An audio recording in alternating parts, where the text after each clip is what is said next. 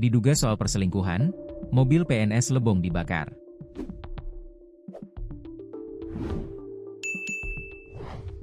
Pengendara mobil babak belur dikeroyok dan tengah dirawat intensif. PNS berinisial Su, 43, itu merupakan warga Kelurahan Kampung Jawa, Kecamatan Lebong Utara. Su mengalami pengeroyokan oleh sejumlah orang tidak dikenal, OTK. Awalnya mobil Toyota Kijang Innova warna silver dengan nomor polisi BD 1018 HL milik Su dibakar di Jalan Lintas Kelurahan Tanjung Agung, Desa Nangai Tayau, Kabupaten Lebong pada Kamis, 27 November 2025. Sebelumnya warga setempat sempat kebingungan siapa pemilik mobil Toyota Kijang yang hangus dibakar.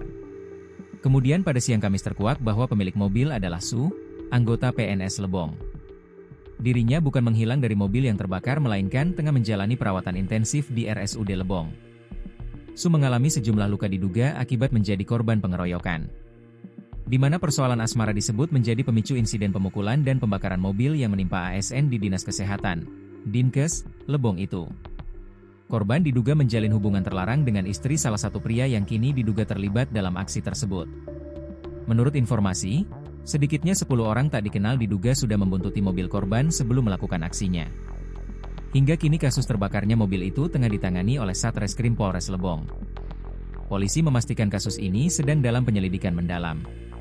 Kapolres Lebong AKBP Agoeng Ramadhani melalui Kasatreskrim, AKP Darmawel Saleh menyampaikan, pihaknya masih berupaya mengungkap seluruh rangkaian kejadian dan memburu para terduga pelaku. Ia membenarkan bahwa ada unsur kekerasan dan aksi pembakaran mobil milik PNS tersebut.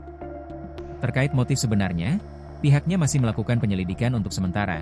Dugaan kuat mengarah ke persoalan asmara yang mana perselingkuhan. Namun ketika ditanya lebih jauh, Darmawel belum mau merincinya karena masih dalam penyelidikan.